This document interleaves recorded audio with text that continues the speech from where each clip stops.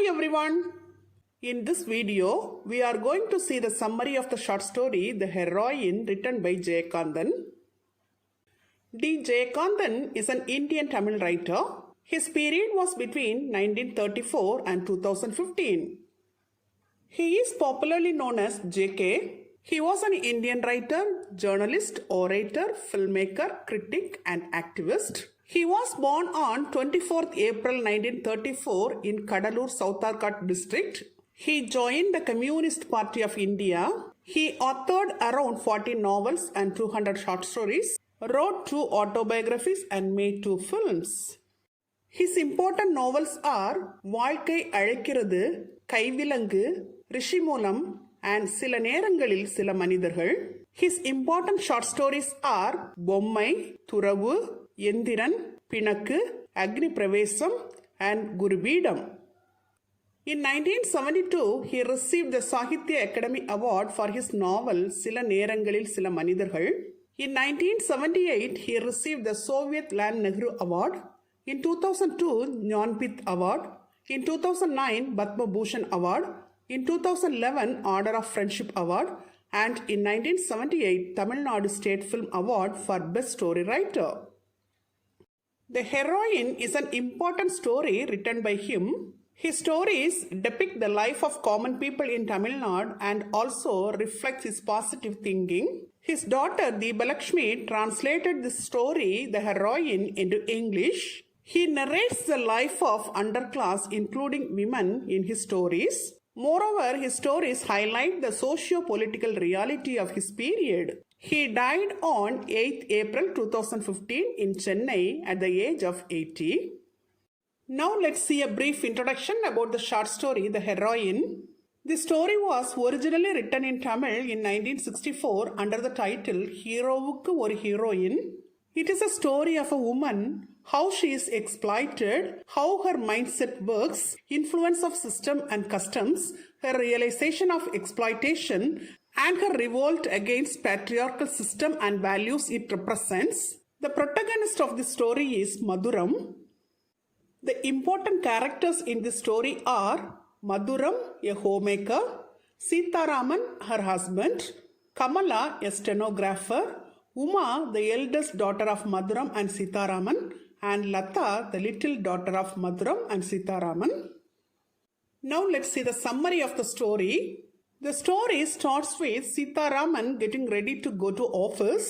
Glued to the mirror, he spends more than half an hour to groom himself. The room smells heavily of hairspray, cream, perfume and deodorant.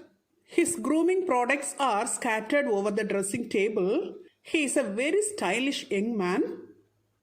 Madhuram is his dutiful wife. She loves him so much. She is inherently proud of her husband. She feels glint of pride about his oversleeping. She hands him a new handkerchief every day. But Sitaraman is an irresponsible husband. He is the father of 2 daughters. Sitaraman is a happy-go-lucky chap among his colleagues. They call him Hero Sitaraman. He performs in all the plays at his office recreation club. He always plays the role of hero. Everyone believes he is the only one so qualified. He is blessed with such good looks and luck. Even bachelors envy and wonder at his lifestyle. He lives a luxurious life with expensive clothes, movie-going, and lavishly spending. He lives for the sake of his own soul. His only object in life is hero role, and he is waiting for movie chance. His eyes always shine with constant glimmer of arrogance, and he is indifferent towards his job, family, wife, and life. Kamala is another character in the story. She is the stenographer in his office. She recently played the well-matched heroine for this hero Sitaraman. Madhuram watched them playing as hero and heroine on the stage and she feels very happy about her husband. She is very conscious about her husband's health. She plans to arrange a lunch service for him and she conveys her plan to him. Sitaraman behaves differently today. What do you want? Madhuram asked him lovingly. He is in silence. He hands her only 50 rupees from his salary. Where is the rest of your pay? She asks. He is silent, in thoughtful silence. His total salary is 170 rupees. Madhuram consoles herself saying that, oh, men have their own expenses. Madhuram lives in her mother's house. When her mother passed away, she had left her this house. Madhuram kept the front portion for themselves and she has let out the rear portions on rent. She keeps a couple of cows and sells milk to her tenants. She runs her family with the money from rent and milk. She leads a happy life with her children and husband. She worries about her husband's health and says, from tomorrow, I am sending over your lunch carrier for sure. Sitaraman gets angry and shouts at her. Her eyes fill with tears and he goes to her and holds her in a tight embrace. Then he says to her, Madhu, I have something to tell you. She thinks that he is behaving like this to get the 50 rupees from her. She asks, what is the matter? Tell me. He says, nothing. I have been thinking it over. It is good for you too, in a way. Again, she thinks that he wants his 50 rupees back. With much hesitation, he says, I have a favor to ask of you. It's not just for me, which is why I hesitate so much. You know Kamala, my colleague, the stenographer? Madhuram asks, who? Your heroine Kamala? He nods his head and says, yes. Again he says, she'll come home this afternoon here. Whatever she asks of you, you must give wholeheartedly. Will you? She trusts you a lot. She would be greatly indebted to you for this favor you would be granting her. Poor thing. She is a very good girl. Has nobody for herself. Madhuram gets slightly irritated and says, okay, let her come. Sitaraman leaves the home and Madhuram is thinking about Kamala. She thinks, why should this man be so concerned lending her money? As she has to complete a lot of household works before her daughters will be back from school, she forgets thinking about Kamala and continues her works. Every afternoon after 2 o'clock, she takes a little rest. She lies down near the back door to enjoy the good breeze from the backyard. Before 3 o'clock, she wakes up, washes her face and combs her hair. At 3 o'clock, she finishes prettying herself up. At 4 o'clock, she buys flowers from flower seller for her 2 little girls. Around dusk, she comes and stands at the front door every now and then to surprise her husband. He would mostly pay her no notice as he enters and sometimes he would smile. She would not understand the scorn behind it. Today, this afternoon, when Madhuram is combing her hair, she looks a grey lock on her forehead. She tries to hide her grey hair by applying oil on it. At that time, Kamala arrives and so Madhuram goes inside the bedroom and starts trying it into a bun. She asks herself, am I feeling insecure that the perfectly suited heroine would mock at me, his unsuitable real-life heroine? Now Kamala enters the house. Madhuram asks her to sit on the sofa and she sits opposite to Kamala on a seat. Kamala inquires about the children and Madhuram replies that they are not yet back from school. Kamala takes a biscuit tin and 2 big chocolate packets from her handbag and places them on the sofa. Madhuram thinks, why should she, who is in need of money herself, spend so much on this?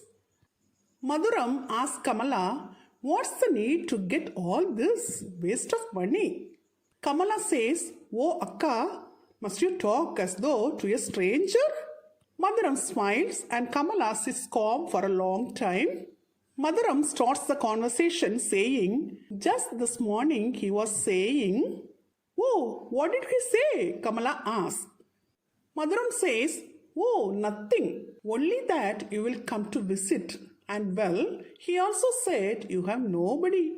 Madhuram continues to ask her a lot of questions about her parents, native place, etc. Kamala does not answer at once. She just sits there, head down. As she raises her head, her eyes are reddened with tears. Madhuram panics. She asks, "Have I asked something amiss? Why are you upset, dear?" Kamala replies, "I came to ask of you a favor, thinking of you as my own sister." She continues to say that she has lost her parents at an early age and lived in a hell under her uncle. Now she has a job but lives in a hostel and has no companion. Madhuram advises her to get married, make her own family, and live like a queen. She comforts her, saying, "What are you lacking in? You're not even an illiterate like me." Kamala says, "Marriage and stuff happens to only those with kith and kin or responsible guardians. I have none. In these 26 years of life, I got used to this fact.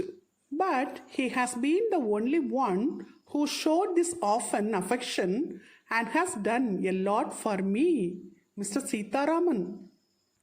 Now Kamala stops speaking and Madhuram looks at her with piercing eyes. Kamala realizes that Madhuram has understood her intentions in coming there. She weeps bitterly, grabs Madhuram's hands tightly and says, "I beg you to share your life with me, Akka." Holding tears as a shield, she has sliced Madhuram's heart with a mighty sword. Again Kamala says, "You must show this often a way. Please forgive my betrayal towards you and save me. Your child and my unborn one are but the same, Akka. I'll never forget this as long as I live. I shall remain indebted to you and your family. I mean, our family." Madhuram says, "Enough, Kamala, that is enough. This is unbearable." For at least half an hour, Madhuram stays still, her eyes shut. Kamala sits there with fear, expecting Madhuram's consent and reply. Madhuram has neither yelled nor cursed her, and so Kamala is guilt-ridden for having broken such a kind heart, and she cries. Madhuram says her not to cry and be brave, and she enters the bedroom. Her eyes are fixed on the bed and his clothes on the coat stand. Then she looks herself in the mirror. On seeing her grey hair and the wrinkled face in the mirror, she thinks that she looks much older than her age. She now thinks about her husband's beauty and says to herself, "Yes, she is the right match for him. I have become old, but how can I, who is younger, look older than him?" Now she realizes that she has lost her entire life about him for admiring him and taking care of his youthfulness. In doing so, she has failed to realize her own youth leaving her. She has lost all the sweetest years of life in wasted labor and hardships and trusting a false man. Now she feels that bearing the entire family responsibility, her hair has grayed, and standing between every difficulty and Sitaraman, he could look like a hero all his life. Till today noon, she was very happy thinking about him always, and she had no time to think about even herself. But he has needed more than her. He has betrayed her and exploited her. Madhuram is unable to digest all this. She comes to Kamala, looks at her with pity and says, "Kamala, what can I do for your fate? You are asking for a share in my life. For 15 years I have lived with him and it was all for naught. You must run along now. Please go tell him there is no room for him in this house anymore." Madhuram does not want to see her husband's face anymore, and she says Kamala that he is a traitor. Then she says, "My kids and I are not dependent on anybody.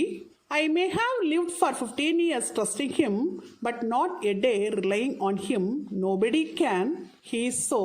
Go tell him that he need not bother coming back. As for your fate, what can I do? Tell me. This heroine has had enough. Doesn't he need another?" With strong determination, Madhuram looks at Kamala with sympathy. She thinks about her mother and the good advice given by her when she was very stubborn marrying Sitaraman. She feels now that her mother might have foreseen all this and left this house for her. It is this house that takes care of her and her children, not Sitaraman.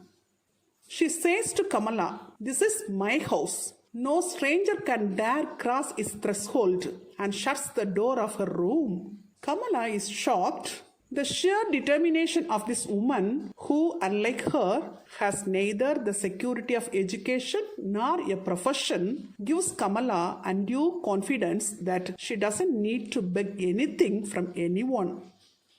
Kamala feels that he has ruthlessly exploited such a good wife, all her hard work, her love, her benevolence, etc., and he has done nothing to her in return. Kamala is filled with sudden dislike and it turns into hatred on him. She starts to think that if a mother of 2 kids is so confident to stand on her own legs, then why can't she, with her yet-to-be-born child, stand alone? She opens her handbag, takes out a pen and paper and starts writing a letter, then puts it in the letter box. Sitaraman is waiting for Kamala in the park until 7 o'clock. She was supposed to meet him there at 6 o'clock with good news. He has the hope that Madhuram would accept Kamala. He arrives home at 8 o'clock with selfish desires, a wife to earn money and a wife to serve as a doormat. He enters the home whistling gaily as usual. He is doubly excited that there will be 2 wives waiting to receive him home. When he enters the hall, he finds nobody there except his 2 daughters Uma and Lata, Uma doing her homework and Lata playing with her sister. The kitchen door slams shut as he steps in. He goes near the door and calls, "Madhu, Madhu." She is leaning over the shut door and says loudly, "If you have any sense of honor, get out of my house. There is no room for you here. This is my house." Sitaraman begs her with tears to open the door, but Madhuram does not like to see his face and says if she gets a glimpse of his face, she would spit on his face. Now Sitaraman gets angry and shouts at her. He kicks at the kitchen door and asks, "What will you do if I refuse to leave?" She laughs hysterically and says, "Good, you stay. Those 2 children ought to have either their father or mother. By all means, you be." Saying this, she tucks off the clothesline in the kitchen. He visualizes what could now happen behind the closed doors. He shouts, "Madhuram, I am leaving right now." She realizes that he has not panicked because of his love for her, but because he would be forced to bear the responsibility of 2 children after her death. He packs his suitcases. When he is about to leave, he finds Kamala's letter in the letter box and starts reading. While reading the letter, his children happily eating the chocolates without knowing what is happening around them. Uma takes a bite out of a big chocolate bar, places it by her side, and Lada takes a bite out of the same chocolate, gives it to Uma, but Uma refuses to eat it, saying, "Your drool." Lada learns that one is not supposed to eat another's leftovers.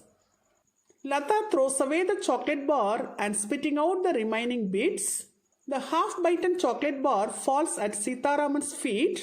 He glances at it for a second. He picks up the suitcases and hurries out of the front door.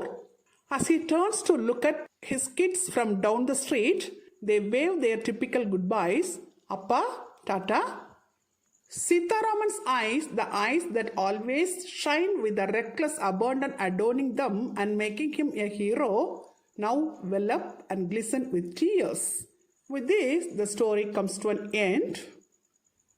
Till now, we have seen the summary of the short story, The Heroine. Now let's see the critical analysis of the short story. This story depicts the life of common people in Tamil Nadu and also reflects the progressive thinking of the writer.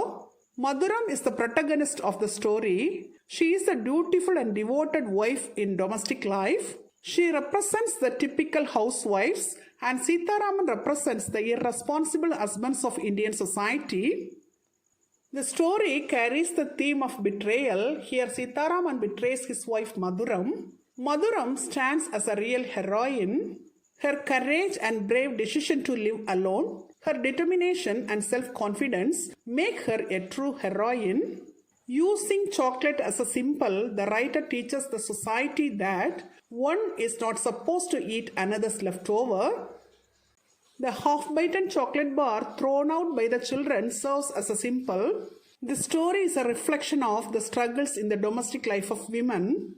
Through this story, the writer highlights the betrayal of husband, transformation of a woman, determination in her decision, etc. Through Madhuram, we come to know that bravery leads to strong mind. Finally, Madhuram's courage influences Kamala.